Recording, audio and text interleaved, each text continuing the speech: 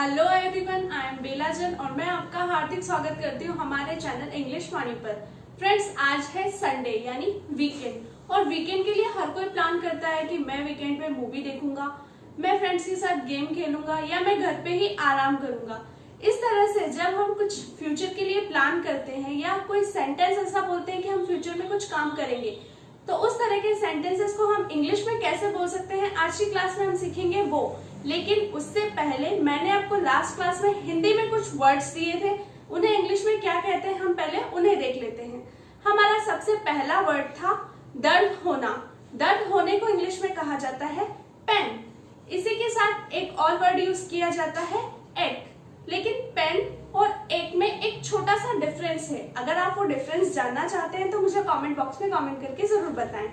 इसी के बाद हमारा अगला शब्द था चक्कर आना। चक्कर आने को इंग्लिश में कहा जाता है डिजीनेस। डिजीनेस मीन्स होता है चक्कर आना। इसी के बाद हमारा अगला शब्द था बेहोश होना। बेहोश होने को इंग्लिश में कहा जाता है फेंट। फेंट के बाद अगला शब्द है घाव। घाव को इंग्लिश में कहा जाता है वुंड। और उसी तरह चोट। चोट को इंग्लिश में कहा जाता है इंजरी। क्लास में आगे हम कुछ नए नए वर्ड सीखेंगे, वो भी पिक्चर्स के साथ। लेकिन उससे पहले हमें पढ़ना है future simple tense. Future simple tense क्या होते हैं? ऐसे सेंटेंसेस जिनके लास्ट में आता है गा, गी या गे। उन सेंटेंसेस को जब हम इंग्लिश में ट्रांसलेट करते हैं तो वो करते हैं हम फ्यूचर सिंपल टेंस के थ्रू। इस टेंस में हेल्पिंग वर्ब यूज होती है विल या शैल और मेन वर्ब लगती है वर्ब की फर्स्ट फॉर्म। इसके सेंटेंस कैसे बनते हैं? जैसे तुम कॉलेज जाओगे, लास्ट में क्या आ गया? गे। और ये गे क्या है? वर्ब के साथ मिला हुआ है। जैसे जाना और जाओगे, जब वर्ब के साथ लास्ट में आ जाए गा, गी या गे तो वहां टेंस होता है फ्यूचर सिंपल टेंस। चलिए इसे इंग्लिश में ट्रांसलेट करते हैं। किसी भी सेंटेंस को इंग्लिश में ट्रांसलेट करने के लिए सबसे पहले आपको लिखना है उसका सब्जेक्ट, जो है यहाँ यू।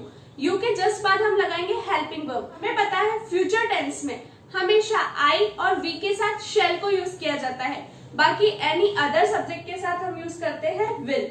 उसके बाद आएगी हमारी मेन वर्ब। मेन वर्ब यहाँ है जाना और जाने को इंग्लिश में कहा जाता है गो, जो कि है इसकी फर्स्ट फॉर्म। तो हमारा सब्जेक्ट आ गया यू, उसके बाद helping verb will, then main verb आ गई और फिर बचा हुआ सेंटेंस टू कॉलेज। अब यहाँ कॉलेज से पहले हमने टू क्यों लगाया है? क्योंकि जब भी एक फिक्स प्लेस पे आपको जाना है तो उससे पहले हम लगाते हैं टू।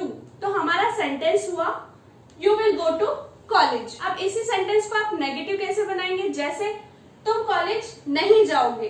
कुछ नहीं करना है, सिर्फ हेल्पिंग वर्ब के जस्ट बाद लगा देना है not. You will not go to college. इसका इंट्रोगेटिव सेंटेंस कैसे बनेगा? सबसे पहले आपको लिख देना है हेल्पिंग वर्ब को विल, उसके बाद आएगा हमारा सब्जेक्ट, देन मेन वर्ब और फिर बचा हुआ sentence will you go to college.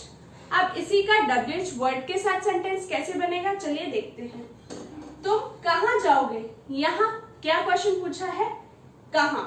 क्या इंफॉर्मेशन चाहिए? कहाँ। तो इसे हम लिख देंगे सबसे पहले वेयर, उसके बाद आ जाएगी हमारी helping verb, then subject, then main verb. Where will you go? I hope आपको ये समझ आ गया होगा। अब आपको करनी है इसकी ढेर सारी प्रैक्टिस। प्रैक्टिस करने के लिए क्या करना है? जो भी सेंटेंस आपके मुंह से निकले उसे फ्यूचर में चेंज कर देना है। जैसे मैं टीवी देख रहा हूँ तो इसे चेंज कर देना है मैं टीवी देखूंगा। मैं क्रिकेट खेल रहा हूँ, मैं क्रिकेट खेलूंगा। मैंने खाना खाया था, मैं खाना खाऊंगा। मैं बाजार जा रहा हूँ, मैं बाजार जाऊंगा। इस तरह से हर सेंटेंस को आपको चेंज कर देना है फ्यूचर में। चलिए अब हम आते हैं हमारी वोकैबुलरी पर। आज का हमारा पहला शब्द है डिपार्ट। डिपार्ट मीन्स होता है रवानगी, प्रस्थान करना या रवाना होना। कहीं जाने के लिए जब हम रवाना होते हैं या आगे बढ़ते हैं तो उसे बोलते हैं प्रस्थान करना। जैसे आपने बहुत सी जगह देखा होगा, बस स्टॉप पे, रेलवे स्टेशन पे डिपार्चर गेट, वो होता है प्रस्थान द्वार। इसी तरह हमारा अगला शब्द है कैच। कैच मतलब होता है पकड़ना। सडन जब भी कोई चीज हवा में आए और उसे आप पकड़ ले तो उसे कहा जाता है कैच। उसी तरह जब भी कोई चीज मूव करती है और आप उसका पीछा करते हैं उसे पकड़ने के लिए, तो उस पकड़ने की प्रोसेस को भी हम कहते हैं कैच। इसके बाद हमारा अगला शब्द है फेयर। फेयर का मतलब होता है किराया। जब आप ट्रेवल करते हैं किसी बस में, किसी ट्रेन में, तो वहां आप ट्रेवल करने के लिए जो किराया देते हैं उस किराए को इंग्लिश में कहा जाता है फेयर। इसके बाद हमारा अगला शब्द है चेंज। चेंज मतलब होता है बदलना या परिवर्तन करना। उसी के साथ चेंज का एक और मतलब होता है रेजगी या कॉइन्स। इसके बाद हमारा अगला शब्द है डिस्ट्रीब्यूट। डिस्ट्रीब्यूट मतलब होता है बांटना। किसी चीज को दो से ज्यादा लोगों में या ज्यादा लोगों में जब बांटा जाता है तो उसे कहा जाता है डिस्ट्रीब्यूट। इसी तरह जब किसी माल की सप्लाई बहुत सारे एरियाज में की जाती है तो उसे भी कहा जाता है डिस्ट्रीब्यूट। या किसी चीज को फैलाने के लिए भी वर्ड यूज किया जाता है डिस्ट्रीब्यूट। तो आज हमने सीखे 5 वर्ड। पहला वर्ड है डिपार्ट। डिपार्ट मीन्स प्रस्थान करना या रवाना होना। हमारा अगला शब्द है कैच। आप कहीं जाने के लिए रवाना हुए और आपको क्या करना है, बस पकड़नी है। बस चल रही है और उसे आपको पकड़ना है तो उसे कहा जाएगा कैच। उसके बाद अगला वर्ड है फेयर। अब आप अगर बस में ट्रेवल करेंगे तो आपको किराया तो देना ही होगा, तो उस किराए को कहा जाएगा फेयर। फेयर के बाद हमारा अगला शब्द था चेंज। चेंज मीन्स बदलाव या रेजगी। अब आपको किराया देना है तो किराया हो सकता है किराए में आपको खुले पैसे भी देने पड़े, तो उस खुले को कहा जाएगा या उन कॉइन्स को कहा जाएगा चेंज। और उसके बाद हमारा लास्ट वर्ड था डिस्ट्रीब्यूट। डिस्ट्रीब्यूट मतलब बांटना। इसी तरह कुछ वर्ड्स मैं यहाँ आपको लिख के दूंगी, उसके इंग्लिश मीनिंग आपको मुझे बताने हैं कमेंट बॉक्स में। एंड अगर आपको ये क्लास अच्छी लगी तो प्लीज मुझे कमेंट करके जरूर बताइए।